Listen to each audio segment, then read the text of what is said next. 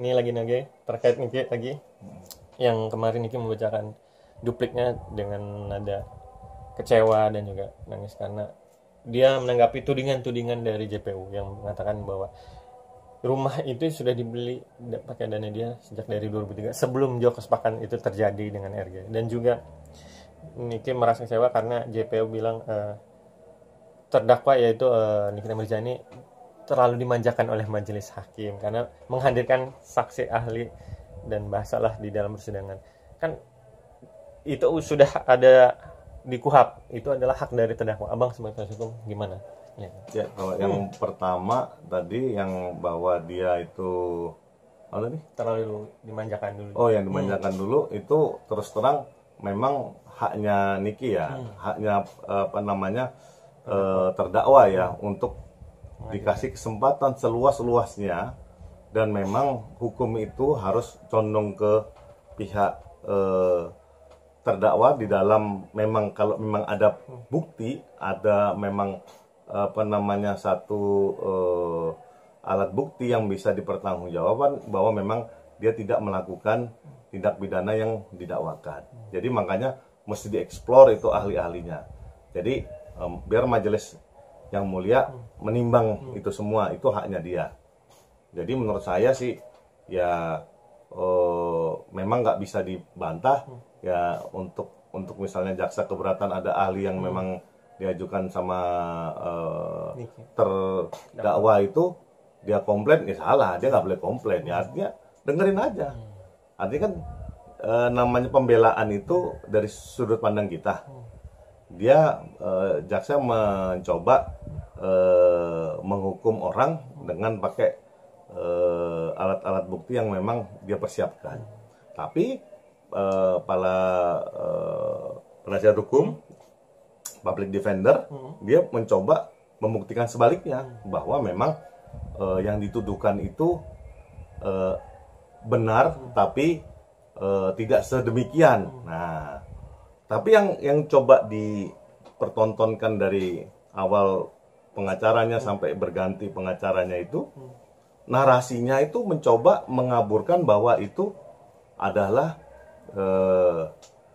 benar ada peristiwanya, tapi itu bukan pidana.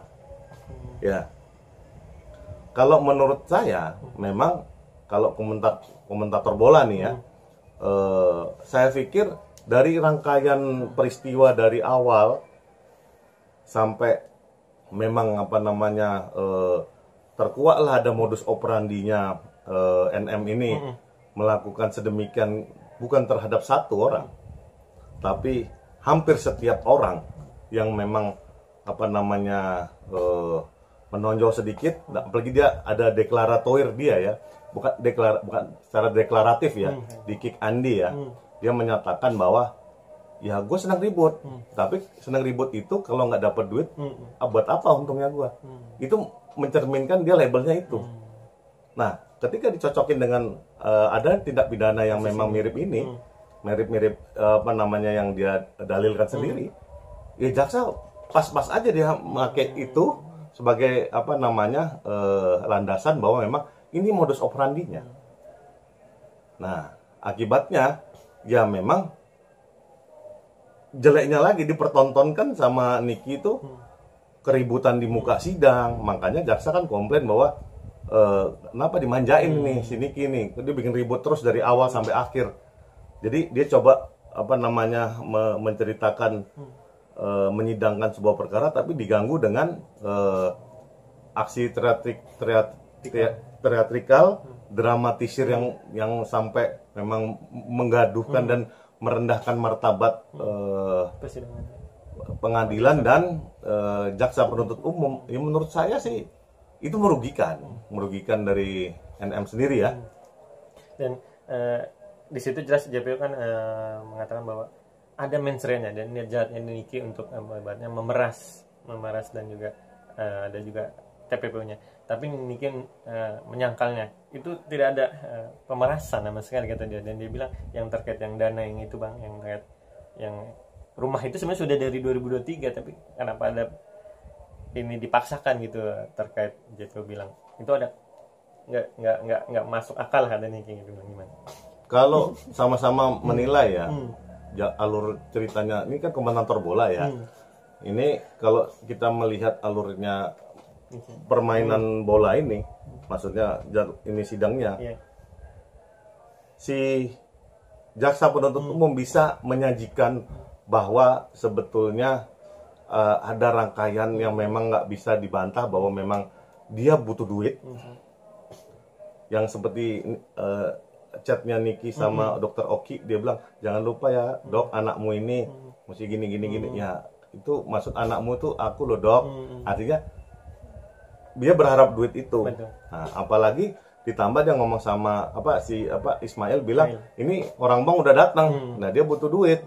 Nah akibatnya nggak bisa ditarik kesimpulan lain bahwa dia butuh uang dan dia butuh korban yang untuk diambil uangnya. Nah kenapa? Dia udah jatuh tempo rupanya. Dari 5 miliar ditawar jadi 4 miliar. Akhirnya oke, karena si dokter Gladys, Reja Gladys bilang, oh tahun depan bayar lagi ya. Nah itu dia keberatan sebetulnya. Akibatnya dia mungkin karena gue diperas terusnya, gue malas nih kan gitu loh. Akhirnya gue merasa dirugikan. Nah akhirnya dia lapor. Jadi itu nggak bisa diputus-putus. Rangkaian itu satu kejadian karena tempusnya itu di situ, tempus. Nah, lokusnya di Jakarta. Makanya kenapa pihak Reja Gladys lapornya ke Polda Metro, sehingga yang nyidangkan orang-orang kejati nih. Betul. Nah, artinya di wilayah DKI Jakarta kan lebih dari 2 Polres kan. Bang, untuk putusan besok, Abang melihat dan melihatnya seperti apa nih? Kayak tadi Abang bilang tetap 11 kan ya. Gimana Bang? Ya, kalau menurut saya hakim kalau dia memang melihat bahwa ini memang tidak ada peristiwanya sama sekali, ini sulit karena memang tak terbantahkan memang ada peristiwa itu. Peristiwa yang memang ada pengancaman, kemudian uangnya bisa beralih karena ada ancaman itu. Dan di TPPU kan karena langsung dimasukin ke cicilan DP rumah. Kan gitu. Jadi dia nggak pegang nih. Nah, ketika ada bantahan dari pihak NM sendiri, menurut saya itu nggak bisa dibantah sama sekali.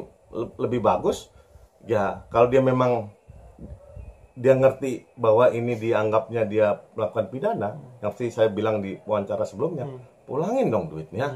Kalau dia punya uang, kan rupanya kan nggak punya uang dia. Nah, kalau memang 5 miliar apa 4 miliarnya ini disita sama polisi, kalau dia memang punya uang, ya kan, dia ambil uangnya sendiri, balikin dong ke Reja Gladys. Udah kita damai aja yuk. Kalau memang kita dispute 1-2 hal, oke. Kan gitu. Artinya biar perbuatan pidananya itu bisa gugur. Nah, akan tetapi kalau majelis hakim ini melihat memang yang seperti harapannya pendukung Nikita bahwa memang dia harus dibebaskan, ya banyak doa lah. Itu yang pertama. Yang kedua, banyak belajar hukum. Karena terus terang, ketika sudah ada peristiwa, ada korbannya, ada objeknya, ada uangnya, kemudian ada saksi-saksinya, kemudian dokumennya lengkap, ya dari ITA-nya di celebrate, diperiksa semua. 11 tahun udah paling bagus menurut saya. Udah paling apa namanya? Pas. Alhamdulillah lah, karena ancaman TPPU-nya tuh 20 tahun. Ngeri. Dia residivis loh. Artinya dia dengan congkaknya, dengan sombongnya, dia akrobatik di pengadilan ya, bukannya akrobatik seperti abang-abang pengacara dulu mencoba membela ya dengan hukum yang benar ya, tapi ini buat gaduh doang. Yang notabene peristiwanya udah clear, cuman dia coba kabur-kabur dan potong-potong. Saya rasa saya prihatin lah sama Nikita. Bang, berarti kemungkinan untuk bebas itu kecil, 0%. Mungkin nggak 0 ya, 0,0000001%. Ada kesempatannya, ada, selalu ada. Ya, ketika memang apa namanya dia harusnya ini kali pertama dia melakukan, tapi kan enggak, dia residivis. Kedua, dia sudah berdamai dengan Reza Gladys, tapi kan enggak, dia makin jadi, makin mojok-mojokin di media sosial, walaupun dia sudah ditahan, dia tetap nih ngoceh terus nih. Yang ketiga, track record dia memang di dalam perkara Akuo ini yang melalui media sosial dia membuli, kemudian dia mendapatkan hasil dari bulian. Dibuktikan sama jaksa bahwa ada transferan itu dari orang-orang lain, itu berarti modus operandinya ada. Ya memang ada kesempatan, tapi ya ada bukti-bukti ini menurut saya ya hanya Allah sebagai penolong dia lah untuk ya mencoba membolak-balikkan hati dari majelis hakim berpihak sama dia. Akan tetapi ingat, jaksa penuntut umum tidak akan tinggal diam, pasti dia akan periksa hakim-hakimnya. Mungkin kalau sampai bisa putusan bebas itu ditangkap semua nih, kayak Ronald Tanner itu. Terima kasih.